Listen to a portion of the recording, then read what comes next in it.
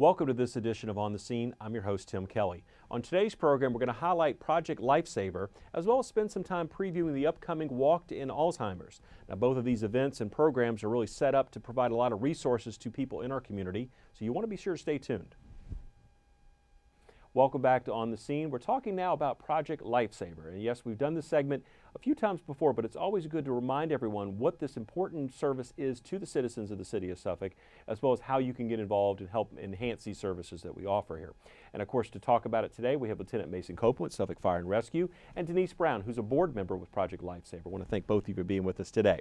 Thank you. Thank you. Well, let's talk about an overview. So we talk about Project Lifesaver. What are we talking about? What is it? Well, basically what Project Lifesaver is, Tim, it is a system and a program we use to help track lost and wandered individuals. Individuals that have conditions, diseases, disorders that cause them to wander and get lost, basically, such as Alzheimer's, children in the autistic spectrum, children with Down syndrome, individuals with traumatic brain injury, anything that would cause them to wander and get lost, basically. Correct. It's electronic. We use a transmitter, which is worn by the individual in the case they get lost. Once we're notified through the 911 system, we go out and we're able to track the signal of the transmitter that they're wearing. Right. And of course, when you're dealing with a situation like that, time is critical. No matter what time of year, whether you're talking about summer where you have the heat or winter where you have the cold or whatever the circumstances are, it's important to start trying to find that person as soon as possible, and this is a way to go about doing that. Right? Absolutely, and one of the things that was found when the program first came to be and was born per se in the year of '99 in Chesapeake, Virginia, where the program started, right. It was done because of failure. Back then, when we had searches for Alzheimer's patients, a lot of times the searches lasted 2 or more days and usually with not good outcomes. Since the inception of Project Lifesaver, the national average find time is less than 30 minutes with 2 to 3 searchers. So common sense tells you if it's in the middle of January and your loved one wanders off and it's 5–10 degrees outside, yes, the quicker we can find them and bring them back, the better their chance of survival. And I can say nationwide it's 100% success rate. Ours definitely 100%. Very good. And one thing will throw out there, we were talking about time-wise. Several years ago, I tracked for a full year based on the number of searches we had. Right. Our average find time in the city of Suffolk was 17 minutes. Wow. From time we marked on scene. It's amazing. Well, Denise, talk about your role with the board and what the board does to make Project Lifesaver work. The board was developed to do the fundraising because this is a free service that is offered to folks in Suffolk. Right. So the fundraising is vitally important to get these bands, to get these transmitters, to get the tracking, to get our batteries and our equipment right. For the folks that we serve. So our fundraiser, big project luau fundraiser, is going to be in May 6th this year. Okay. So if you go on our Facebook page, if you go on our website, you can get all the information for our fundraiser. Okay. The board is acting to have our budget, to apply for grants, and to manage those clients that we have and funds that we fundraise. Talk about, though, the importance of the program, Project Lifesaver, in the community. I mean, just from your perspective, what do you think and what have you experienced and seen? And I mean, you may deal with the fundraising aspect, but you got to know what the impact it has. The tug for me to become a board member was the fact that I work at Lake Prince Woods Retirement Community.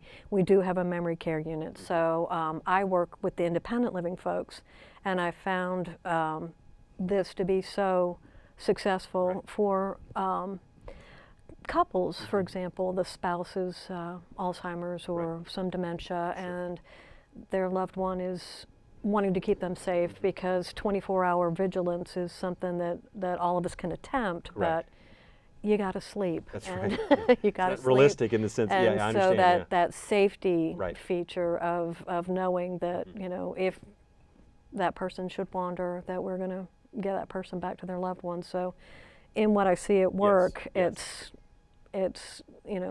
huge. But talk about getting the information out, because I think the program, we've talked about it before, as I've said, but people might not know it exists. I know, obviously, if you're watching now, you know, but talk about that, how important it is to get that information out there to people, and I can let both of you chime in, so that you know it exists and how easy it is to get involved and utilize the services you guys offer. Well, Tim, as you mentioned, one of the things that were tasked 7 years ago now, we put together our volunteer civilian board of directors, and it was done for 2 reasons. Number one, we're short-staffed. My job is not just Project Lifesaver. Correct. It's a lieutenant in training division in Yes. charge of several other things in our department. But trying to get out and get the word out of about the program as well as the fundraising efforts, because a lot of folks didn't know about it. Our president, our prior president, and our secretary treasurer, two prominent individuals in our city that've been here all their life. When I approached them, the program was almost 10 years old at that point in our city, didn't know anything about it. Right. So it is important for us to get the word out for that, and that was one of the things that I tasked when we put the board together, their assistants for, and they've done an awesome job with it. And Mason's out there. You can see him at the Suffolk Peanut Festival, the Taste of Suffolk. You can see him at the Walk to End Alzheimer's, Yes. which will be in downtown Suffolk in September as well. So we put Mason out there to show off our tracker and Right. all of our equipment and the board. So going on our Facebook page and going on our Yes. website. Yes. If you know of someone and you're watching this, you can call, go online. Right. We'll get that information Got to it. you. Get you signed up. How does, when someone makes the request, I have someone, whether a relative or whatever the connection is, and need to maybe think about utilizing this service, how does that process work? Is there a certification? What do you do to make it Basically happen? what we ask is they contact the office, and normally they contact me. Right. The information comes to me, just a brief interview on the phone. Okay. And if there's someone that qualifies, which basically if they have any of the things I mentioned earlier, Right. issues, Yes. they qualify. Correct. As long as they Correct. live in our, and the thing is we really like them to live in our city. If course. they don't live in our city, I can direct them, because I have close contacts in every Right. county in Suffolk surrounding us. But it's just a brief interview on the phone. I come out, they have paperwork we have to get them to fill out, Got it. because it's pertinent information we need to know ahead of time. Sure. And usually within that week, if they're scheduled and my schedule will line up, we can get their loved one in the program. Sometimes I've done it the same day. Right. So. Now, in addition to the upfront cost of the band or whatever is given to the person that is wearing that, it's the batteries that are the maintenance cost. So there's some maintenance that you make sure everything is still functioning, Absolutely. and that's an ongoing process. The transmitters that we use are 60-day transmitters, Okay. which means every 2 months roughly, we go out and change the battery in them. We cut the band off, Right. because once the band's rolling, they can't just take them off, Got it. because that would be a fear. Patient takes them off On the and counter, leaves, it's not and doing you any good. we sitting can there, find yeah. the transmitter, we won't find the Person, individual. that's right, yeah. But we go out, we cut the old band off, take the old battery out, inspect it for any damage or anything. New battery goes in, new band goes on, we test it again before we leave the house. Do it every 2 months. The price of the band and battery per battery change is probably just a little under $7 Right. by the time everything's figured. Sure. So if you figure right now, and I was going to throw that out in a minute, Yes. our client base right now, Right. we've got 59 clients in the city. Okay. For the first time, I think since we've had the program, we've actually had more children in the program than we do adults. Really? Yeah. We've got 29 in the autistic spectrum, one with Down syndrome, Right. and then the other 29 are going to be different types of dementia. Sure. So that's our biggest ongoing monthly cost. The setup cost for us for a new client going in is roughly between $250 and $300. We don't charge, as you mentioned earlier. Right. We're the only, and then we were a group of 3 in the Tidewood area that didn't charge. We're the only group in Tidewood that does not charge now. And the biggest problem is some of the other counties and cities don't have the ability to get out and fundraise. A municipality can't, Right. which is why the civilian board directors can. Yes. They get out and fundraise and help purchase the equipment. Right. The receivers we use, that we have a minimum of 2 in every fire station in the city of Suffolk. To track the signal if an individual gets lost, costs us anywhere between $1,400 and $15 per set.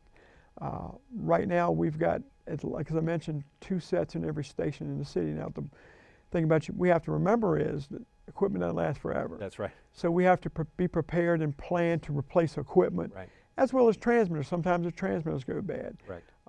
If Miss Jones out on so-and-so road, transmitter goes bad, we go out immediately, put a new one on her, which again is another $250 to $300. Right. Doesn't cost her a cent, or the family a cent, Right.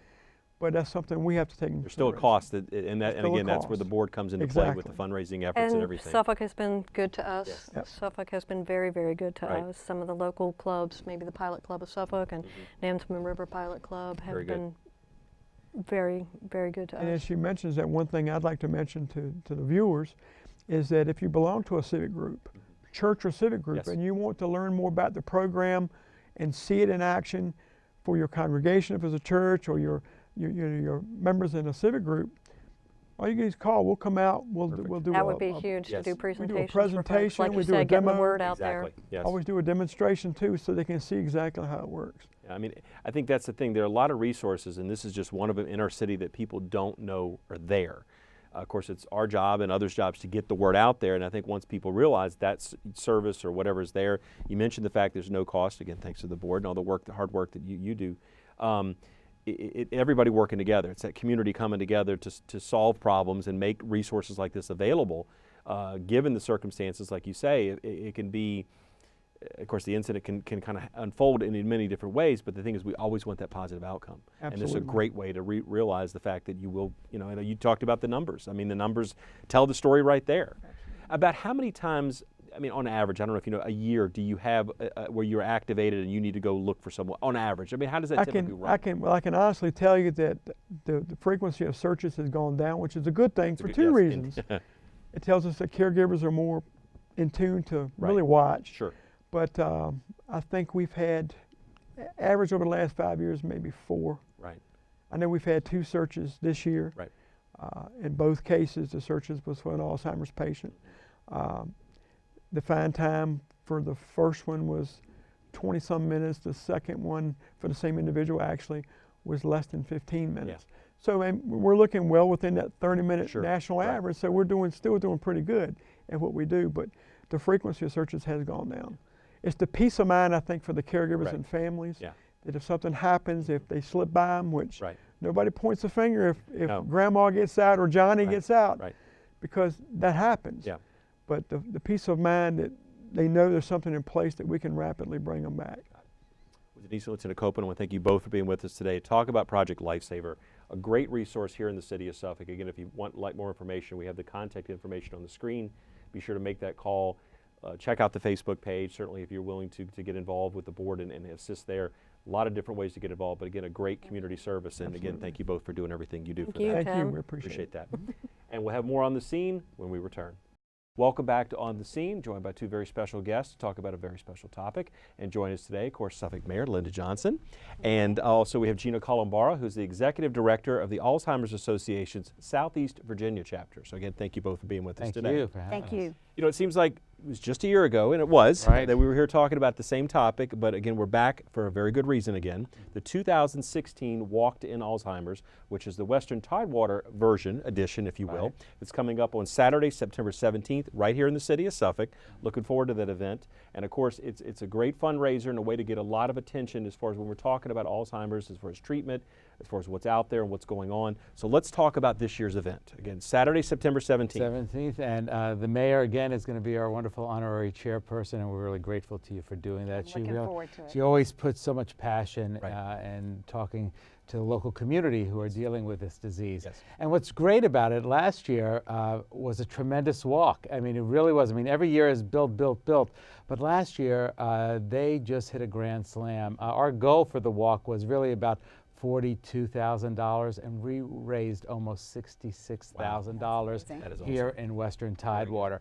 And to me, that's a validation of the urgency of the cause, that more and more people are aware of the disease, more and more people want to take action to put an end to this disease. And also, while we're working towards finding those effective treatments, those disease-modifying treatments, people want to come together to create community. So they know they're not journeying this disease alone, and that is so very important. So the Walk to End Alzheimer's was just happening around 600 communities throughout the United States in the fall, and this is our first walk of the season, one of 6, and it's great starting it off here in Western Tidewater with the mayor and the wonderful energy that we have. So this year's goal is to raise a little over $72,000, and I think we're well on the way to doing that. The committee, local committee here, is doing a great job, and we're just getting more and more interest in the walk. And again, it's all about that awareness building and people wanting to reach out and even come to see what is going on and what's available. Because when people do come to the walk, they really get to understand all the various support services that are available. And that's so important to them, because so many of them feel very alone and don't know where to turn, because the diagnosis of Alzheimer or some form of dementia can be very devastating, especially if you don't know a lot about it. Absolutely. And I think you hit on it there where you talk about it's not just the walk, it's not just the fundraising, but it's the fact of, you said, the sense of community and the fact the information is there, because I think, like you said, it's a lot of times people feel isolated and they don't know where to go, and this is a great opportunity to come out and get some information, maybe start on that path to getting some services or some assistance that you need to kind of help you through this process. Right, exactly. And really just being able to just connect with people Yes. is so very important. Yes. So, you know, people can go to alz.org /walk and sign up for it. Our team retention is up. Our new team signing up is up. So our participants is up. So I think I can't believe it's a month out. Who's looking at a calendar? That's you know? right, that's right. But it's going to be a great walk. And Right. again, we're going to be raffling off a car. Very good.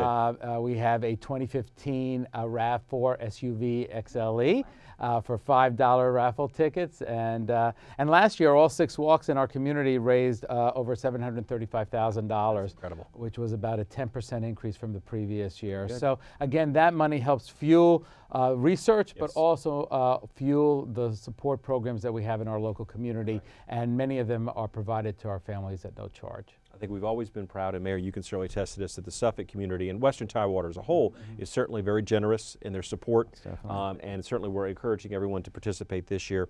And Mayor, talk a little bit about your role here with this event, and just with Alzheimer's, and as far as the impetus behind you getting involved. Let me ask you that. Well, I think for me, you know, as I said, I've seen more and more over the years people that I know and people whose parents, not always parents, sometimes younger people that are touched with the disease, and the families and what they go through, the caregiving aspect. I think sometimes people do feel, as Gina said, very much alone.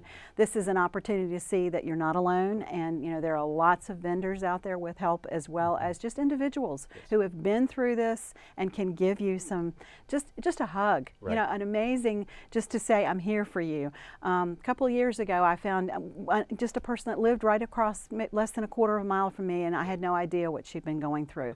So it's a personal disease, and yet it's something that needs to be shared, and it needs to be, people need help. Yes. And I think that's really what it's all about. And I just want to take a moment to publicly thank Gino, because what he just said, the walks are all around the region, and they're becoming extremely successful. You know, you started it with a very small seed, and it's just grown and grown.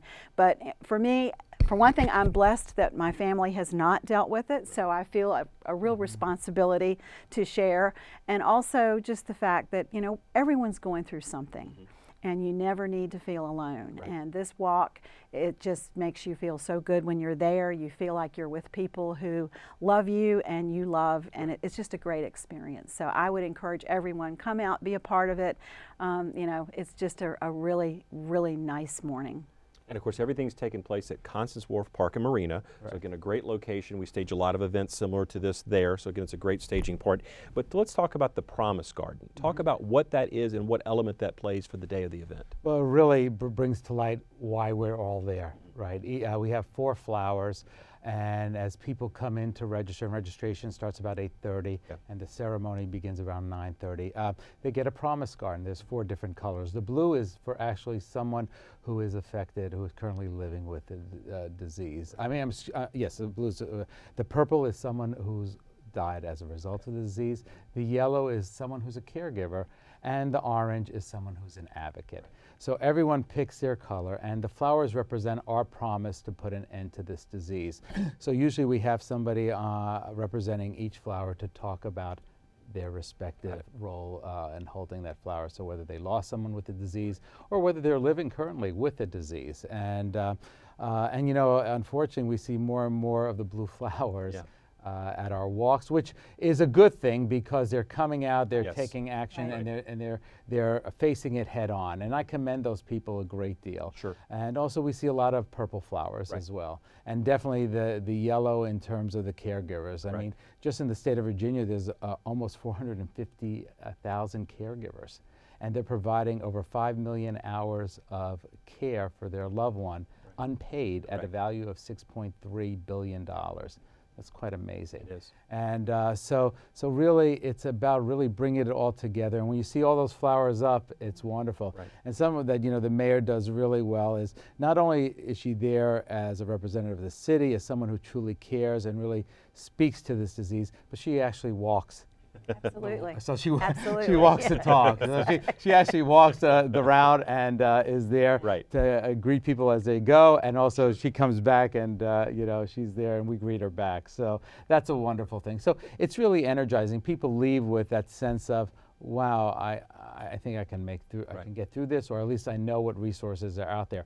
And I tell you what, in our communities, we have a wealth of resources. You know, do. We really and do. people don't realize sometimes, Yes. I think they also, the normal, just average person doesn't know the research going on because Correct. there's so much going on. And you know, there is hope Yes. and there's light at that Yes. end of that tunnel. Yes. It's just to continue to raise that money and that awareness. The one thing I want to add too is you don't have to come out and tell your story. Right. You don't have to come out and share. I mean, I've seen people quietly just being there. Right. And you know, however it is for you is what it needs to be. But that morning could say something to someone that we have no idea, and that's our goal, just to help definitely. people Right. through the process. So it's a great morning in our city. Well, certainly, you know, it is a walk, so it's certainly for most people, it's taking that first step, literally, to Absolutely. getting the information, getting the connection. And you talk about the care providers. I said, I think sometimes we think about people that have, you know, Alzheimer's disease or any kind of disease out there, but it's the care provider that, not necessarily that I don't want to use the phrase suffers more, but has the impact of that because of having, you talk about the unpaid, the hours, the time, the resources, things that go into that. I don't think we think about that sometimes. And those folks need to connect so they can have a support group or have people that they can relate to. It's truly overwhelming. Yes. I mean, it can be more than we can even imagine. So I think we need to support and uplift the caregivers Yes. as much as anyone. Right. And nationally, caregivers are losing about $15,000 of annual income just taking care of their loved one, and really foregoing things that they need, like, you know, foregoing on food and medical care for themselves. Correct. Because Yes. Right. they're participating in the care and paying for that care.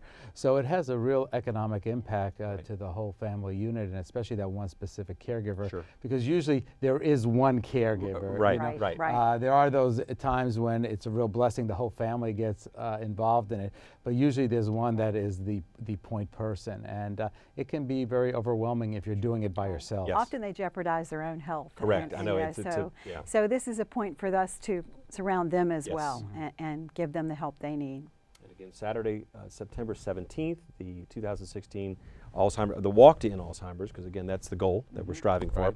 But just real quickly, the Hope for Alzheimer's Act, if you Yes. could talk a little bit about that and the impact that it's had and kind of where we are with that. Yeah, right now. we've come a long way with that. That's been a real legislative priority for the Alzheimer's Association. What it is the Health Outcomes Planning and Education Act for Alzheimer's, and it has three components. One is to really make sure that there is a written diagnosis in the person's medical record. Right. The second is care planning, which is very important, Sure. and functional cognitive assessment. And the third is to have the U.S. Department of Health and Human Services actually train providers and also talk about barriers in terms of providing their care planning. Well, just recently, just to say, the HOPE Act has gotten bipartisan support. Right. So we're trying to really get that implemented, and we've been working very hard on that. But the Centers for Medicare and Medicaid Services are putting forth a policy regulation to really pay for that second component, that cognitive and functional assessment and care planning, which would be tremendous, because we know very well that with proper care planning results in outcomes very positive to the individual with the disease as well as their caregivers. And it can actually really help with coordination of care, because most people with Alzheimer's are older. Yes. And most older people have many health challenges, Correct. heart disease, Yes. diabetes. So proper care planning, when we integrate that instead of dealing with it individually, Correct. separately, really can reduce hospitalization. And that's a big cost saving in itself. A recent study in Boston, New York said that in 2013, 369,000 individuals were hospitalized who had Alzheimer's at a cost of $2.6 billion. Those admissions could have been potentially avoided Right. with proper care planning. Sure. And also, proper care planning allows those families to understand about what treatments are available, both medically and non-medical, about what support services are available, about what's happening in research. So it also just adds to the quality of life. So we're hoping that that policy regulation will take effect in January 2017. Very good, very good. So some positive news right there, and Absolutely. Definitely. that has a, excuse me, a huge impact as far as what we're working on here. So again, talking about the walk again, Saturday, September 17th. Right. You gave the website address. You can go and sign up. Can you sign up the day of? Just out of curiosity? Yeah, you can. But you prefer people to register ahead of time if possible, correct? Yeah, because you know they get when they sign up, and if they raise $100 or more, they get a T-shirt. Perfect. Okay. And those T-shirts are very important. I would imagine they are.